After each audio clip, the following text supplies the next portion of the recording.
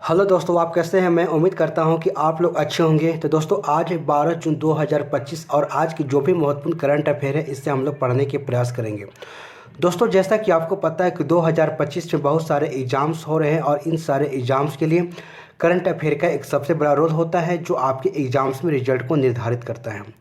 तो दोस्तों, चलिए क्लास को स्टार्ट करते हैं और इसका पहला क्वेश्चन को देखने के प्रयास करेंगे। और यदि आपको इसका आंसर पता है तो अपने साथ एक नोट पैड और पेन लेकर बैठ जाएं और अपने आंसर को आप उसमें लिखते जाएं। और आप अंत में यह चेक कर सकते हैं कि आपको इनमें से कितने सारे आंसर सही हुए हैं। अन्यथा दोस्तों, आप इसका आंसर हमारे साथ देते चलेंगे। तो चलिए इसका पहला क्वेश्चन देखते हैं। तो आइए दोस्तों, पहला क्वेश्चन दे सकते हैं कि हाल ही में खबरों में रहा फ्यूगो ज्वालामुखी किस देश में स्थित है। ठीक है, तो Fuego volcano which was in the news recently is located in which country. ठीक है, तो ऑप्शन है ग्वाटेमाला है, इंडोनेशिया है, जापान है और फिलीपींस है। तो आप इसका आंसर देने के प्रयास करेंगे। तो देखिए दोस्तों, यहाँ पर बातें हो रही है फ्यूगो ज्वालामुखी की बातें हो रही है कहाँ पर, तो ग्वाटेमाला में है, जो हाल ही में जो है ये चर्चा में रहा। ठीक है, तो चलिए और इसको डिस्कशन के माध्यम से देखते हैं। तो आइए दोस्तों, देख सकते हैं ग्वाटेमाला की अधिकारियों ने हाल ही में फ्यूगो ज्वालामुखी से गैस और राख निकलने के कारण 500 से अधिक लोगों को निकाला। देख सकते हैं कि वोल्केनो डे फ्यूगो, जिसका स्पेनिश में अर्थ है कि आग का ज्वालामुखी, ग्वाटेमाला में स्थित मध्य अमेरिका में सबसे सक्रिय ज्वालामुखी में से एक है। दोस्तों, ये काफ़ी इंपॉर्टेंट है। आपको यहाँ पर ज्योग्राफी के जो टॉपिक है आपकी वोल्केनो, वहाँ पर जाकर आप इसको कोट कर सकते हैं। देख सकते हैं कि फ्यूगो ज्वालामुखी वर्ष जो कि 1554 से अब तक 60 से अधिक जो कि बार फट चुका है। ठीक है, जो कि तीव्र ज्वालामुखी गतिविधि का एक लंबा इतिहास दर्शाता। ठीक है, तमाम बातें को आपको ध्यान में रखना है। तो चलिए और नेक्स्ट क्वेश्चन देखने के प्रयास करते हैं। तो आइए दोस्तों, देख सकते हैं कि भारतीय जीवन बीमा निगम LIC के अंतरिम मुख्य कार्यकारी अधिकारी CEO किसे नियुक्ति किया गया। ठीक है, तो who has been appointed as the interim chief executive officer CEO of the life insurance corporation of India. ठीक है, तो ऑप्शन है सिद्धार्थ मोहंती, देवाशीष पांडा और सतपाल भानु और दिसेन पंत। तो आप इसके आंसर बताने के प्रयास करेंगे। तो देखिए दोस्तों, भारतीय जीवन बीमा निगम के जो अंतरिम जो मुख्य कार्यकारी CEO हैं, इसे जो कि सतपाल भानु को नियुक्ति किया गया है। इस बात को आपको ध्यान में रखना है। तो चलिए और LIC के बारे में थोड़ा और डिस्कशन के माध्यम से समझने के प्रयास करेंगे। तो आइए दोस्तों, देख सकते हैं भारत सरकार ने भारतीय जीवन बीमा निगम LIC के वर्तमान प्रबंधक निदेशक सतपाल भानु को निगम जो कि का अंतरिम मुख्य कार्यकारी अधिकारी शक्ति जो CEO प्रबंध और MT में नियुक्ति किया। ठीक है, तो इस बात को आपको ध्यान रखना है। दोस्तों, आगे लिखा है कि भारतीय जीवन बीमा निगम यानी LIC की जो स्थापना है 1 सितंबर 1956 को की गई थी और इसके मुख्यालय की बात करें हम तो मुंबई में। ठीक है, तो यहाँ पर आप इस चीज़ को ध्यान में रखने के प्रयास करेंगे। तो चलिए और नेक्स्ट क्वेश्चन को देखते हैं। तो आइए दोस्तों, नेक्स्ट क्वेश्चन देख सकते हैं कि भारतीय सेना ने खान क्वेस्ट सैन्य अभ्यास के 22वें संस्करण के लिए कौन से देश पहुंची। ठीक है, तो Indian army reach which country for the third 22 edition of the Khaan quest military exercise. तो ऑप्शन है मंगोलिया है, नेपाल है, ओमान है और श्रीलंका है। तो आप इसके आंसर देने के प्रयास करेंगे। तो देखिए दोस्तों, भारतीय सेना जो कि खान क्वेस्ट सैन्य अभ्यास के जो 22वें संस्करण के लिए ये मंगोलिया देश पहुंची है। ठीक है, तो इस बात को आपको ध्यान में रखना है जो आपके एग्जाम के पॉइंट ऑफ व्यू से काफ़ी इंपॉर्टेंट है। तो चलिए और डिस्कशन के माध्यम से देखने के प्रयास करते हैं। तो आइए दोस्तों, यहाँ पर देख सकते हैं कि बहुराष्ट्रीय सैन्य अभ्यास की बात करें हम खान क्वेस्ट के 22वें संस्करण में भाग लेने के लिए देख सकते हैं कि 40 सदस्यीय भारतीय सेना की टुकड़ी जब मंगोलिया की राजधानी उलान बटार पहुंच गई। ठीक है, देख सकते हैं कि मंगोलिया की राजधानी जो कि 14 से लेकर 28 जून तक 2025 तक जो खान क्वेस्ट के 22वें संस्करण की मेजबानी करेगी। ठीक है दोस्तों, काफ़ी इंपॉर्टेंट है। इस बात को आपको ध्यान में रखना है जो आपके एग्जाम के पॉइंट ऑफ व्यू से काफ़ी इंपॉर्टेंट है। दोस्तों, आगे बातें हो रही थी कि खान क्वेस्ट सैन्य अभ्यास जो है 2003 में संयुक्त राज्य अमेरिका और मंगोलिया के बीच द्विपक्षीय सैन्य अभ्यास के रूप में शुरू हुआ था। और देख सकते हैं कि 2006 से अन्य मित्र देशों को इस अभ्यास में भाग लेने के लिए आमंत्रित किया गया। ठीक है, और तब से यह बहुराष्ट्रीय जो कि सैन्य अभ्यास बन गया है। यह मंगोलियाई रक्षा बल द्वारा प्रतिवर्ष आयोजित किया जाता है। दोस्तों, काफ़ी इंपॉर्टेंट है, इसे आपको ध्यान में रखना है। दोस्तों, यहाँ पर मंगोलिया की बातें हो रही। ठीक है, तो मंगोलिया से संबंधित कुछ और इंपॉर्टेंट बातें को ध्यान में रखेंगे जो आपके एग्जाम के पॉइंट ऑफ व्यू से काफ़ी इंपॉर्टेंट है। देख सकते हैं कि मंगोलिया जिसे कि आउटर मंगोलिया के नाम से भी जाना जाता है। ठीक है, और एक भूमि से घिरा हुआ उत्तर मध्य एशियाई देश है, ठीक है। और यह उत्तर में रूस और दक्षिण में चीन से घिरा हुआ है। और यह मुख्य रूप से एक बौद्ध देश है जो कि बौद्ध धर्म की तिब्बती शाखा का अनुसरण करता है। और इसकी राजधानी उलान बटार है और इसकी मुद्रा जो है तुगरिक है, ठीक है। तो इसे आपको ध्यान में रखना है। तो चलिए और नेक्स्ट क्वेश्चन को देखने के प्रयास करते हैं। तो आइए दोस्तों, नेक्स्ट क्वेश्चन देख सकते हैं कि नेवा प्लेटफॉर्म अपनाने वाला देश का 29वां विधान मंडल कौन बना, ठीक है। तो which become the 29th legislature of the country to adopt the NeVA platform, ठीक है। तो ऑप्शन है कि पुदुचेरी है, दिल्ली है और केरल है और पंजाब है। तो आप इसके आंसर बताने के प्रयास करेंगे। तो देखिए दोस्तों, नेवा प्लेटफॉर्म को अपनाने वाला देश का 29वां राज्य जो है पुदुचेरी बना है। इस बात को आपको ध्यान में रखना है, ठीक है। तो चलिए और इससे डिस्कशन के माध्यम से देखने के प्रयास करते हैं। तो आइए दोस्तों, देश के केंद्र शासित प्रदेश जो कि पुदुचेरी राष्ट्रीय ई विधान एप्लीकेशन नेवा में शामिल होने वाला देश का 29वां विधानमंडल बन गया है। और केंद्र शासित प्रदेश दिल्ली जो कि नेवा को लागू करने वाला 28वां विधानमंडल था, ठीक है, ध्यान रखेंगे।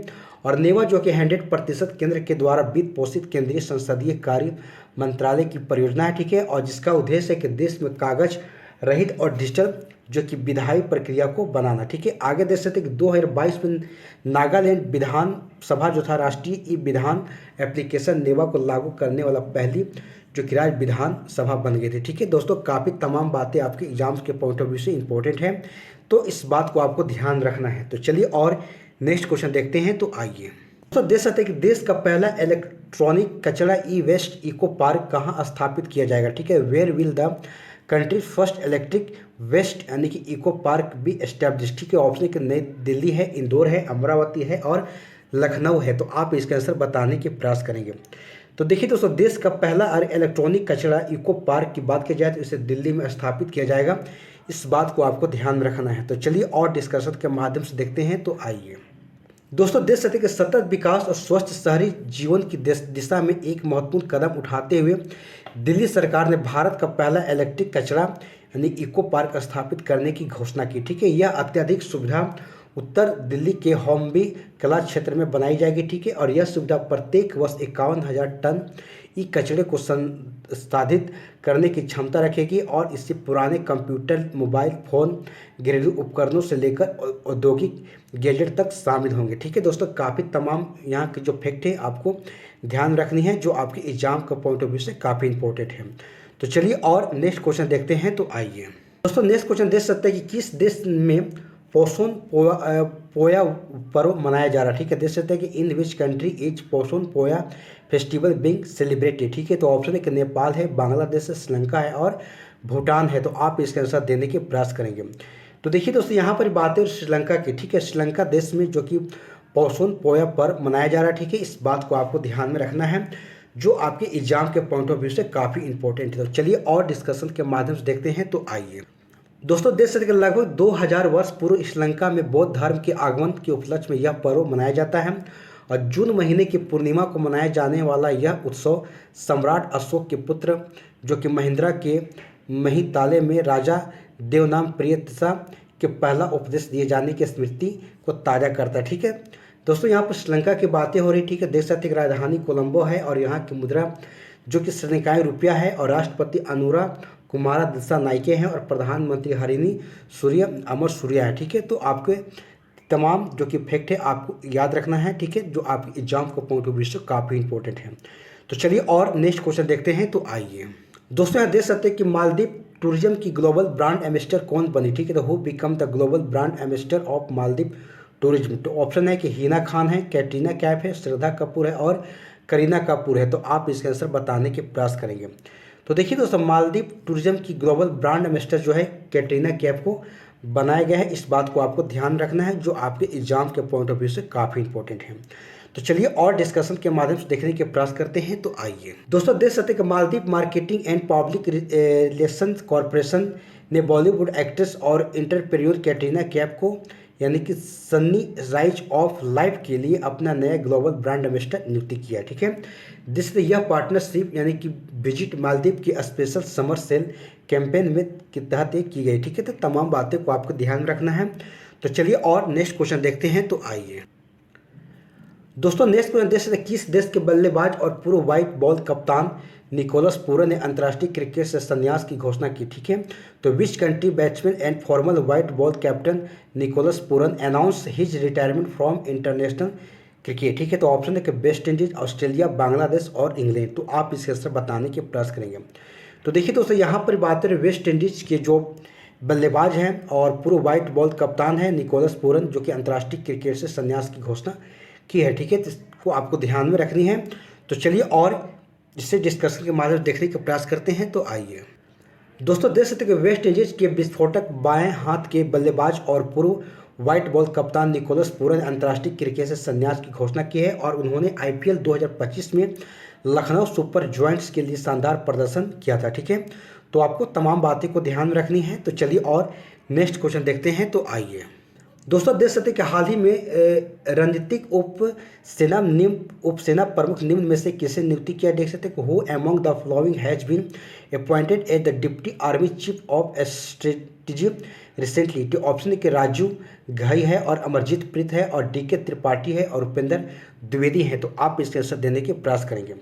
तो देखिए दोस्तों, हाल ही में बातें हो रही, ठीक है। उप सेना प्रमुख की बात करें हम तो राजू घई को नियुक्ति किया गया, ठीक है। इस बात को आपको ध्यान में रखनी है। तो चलिए और इसी डिस्कशन के माध्यम से देखने के प्रयास करते हैं। तो आइए दोस्तों, देख सकते हैं कि हाल ही में लेफ्टिनेंट जनरल राजू घई को उप सेना के प्रमुख यानी रणनीति के पद पर नियुक्ति किया गया है और वे अभी भी director general military operation DGMO के रूप में भी अपनी जिम्मेदारी को निभाते रहेंगे, ठीक है। इस बात को आपको ध्यान में रखनी है। तो चलिए और नेक्स्ट क्वेश्चन देखने के प्रयास करते हैं। तो आइए दोस्तों, यहाँ पर 10 नंबर क्वेश्चन देख सकते हैं कि हाल ही में आयोजित स्टीफन ऑगयान मेमोरियल शतरंज टूर्नामेंट के 6ठे संस्करण का खिताब किसने जीता। तो who has won the title of the recently held 6th edition of the Stepan Avagyan memorial chess tournament, ठीक है। तो आप देख सकते हैं कि अरविंद चिदम्बरम है, D गुकेश है और R प्रज्ञानंद है और LR श्रीहरि है। तो आप इसके आंसर बताने के प्रयास करेंगे। तो देखिए दोस्तों, हाल ही में जो आयोजित किया गया था स्टीफन ऑगयान जो कि मेमोरियल शतरंज टूर्नामेंट के जो 6ठे संस्करण है, इसे अरविंद चिदम्बरम के द्वारा इसे जीता गया, ठीक है। इस बात को आपको ध्यान में रखना है। तो चलिए और डिस्कशन के माध्यम से देखते हैं। तो आइए तो देख सकते हैं कि भारतीय ग्रैंड मास्टर अरविंद चिदम्बरम ने आर्मेनिया के जानमुख में आयोजित 6ठे स्टीफन ऑगयान मेमोरियल शतरंज टूर्नामेंट में जीत हासिल की, ठीक है। और देख सकते हैं कि हालांकि वह अगर साथ ही भारतीय ग्रैंड मास्टर R प्रज्ञानंद के साथ बराबरी पर रहे थे, ठीक है, लेकिन ट्राई ब्रेक सिस्टम के आधार पर अरविंद को विजेता घोषित किया गया, ठीक है। तो आप इस चीज़ को ध्यान में रखेंगे। तो चलिए और नेक्स्ट क्वेश्चन देखते हैं। तो आइए दोस्तों, यहाँ पर देख सकते हैं कि भारत के मैंगो मैन कलीमुल्लाह खान ने किनके नाम पर आम की एक नई किस्म को विकसित किया, ठीक है।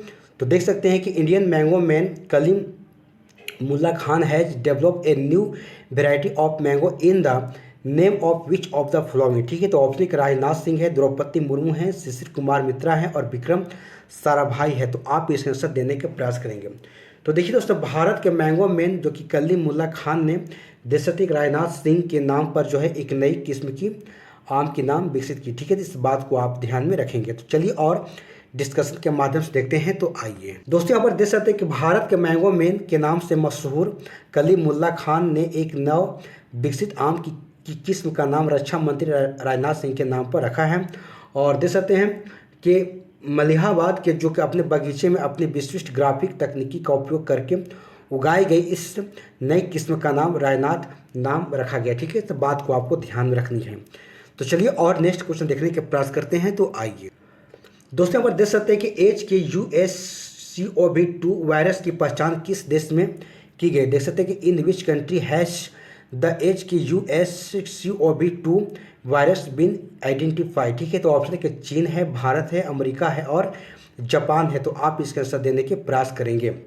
तो देखिए दोस्तों, HKUSCOV2 वायरस की पहचान जो है चीन में की गई है। तो इस बात को आपको ध्यान में रखनी है। तो चलिए और इसे डिस्कशन के माध्यम से देखते हैं। तो आइए दोस्तों, यहाँ पर देख सकते हैं कि चीन में वैज्ञानिकों ने चमगादड़ में HKUSCOV2 के नामक एक वायरस की पहचान की है जो कि मरकैबो वायरस समूह से संबंधित है, जिसमें कि MERS-CoV जैसे कि घातक वायरस शामिल है।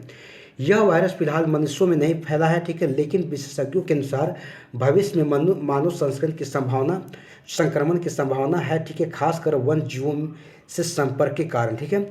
देख सकते हैं संभावित लक्षण की बात करें तो बुखार, सांस की दिक्कत, निमोनिया और किडनी फेल होना आदि शामिल है, ठीक है। तो दोस्तों तमाम बातें को आपको ध्यान रखनी है जो आपके एग्जाम के पॉइंट ऑफ व्यू से काफ़ी इंपॉर्टेंट है। तो दोस्तों इस प्रकार से हमारा जो भी 12 जून के महत्वपूर्ण करंट अफेयर थे यहाँ पर समाप्त हो जाते हैं। और यदि हमारा वीडियो आपको अच्छी लगी हो तो इसे लाइक शेयर जरूर कीजिएगा। और यदि हमारे चैनल पर आप पहली बार आए हैं तो हमारे चैनल को सब्सक्राइब करके बेल आइकन घंटी को ऑन कर लीजिएगा, जब भी मैं वीडियो अपलोड करूँ तो इसकी नोटिफिकेशन आपके तक पहुँच सके। तो चलिए दोस्तों क्लास को यहीं पर समाप्त करते हैं। अगले दिन फिर एक नए करंट अफेयर के साथ हमारी आपके साथ मुलाकात होगी। तब तक के लिए आप इससे बार बार रिवीजन करें। तो चलिए धन्यवाद। जय हिंद, जय भारत।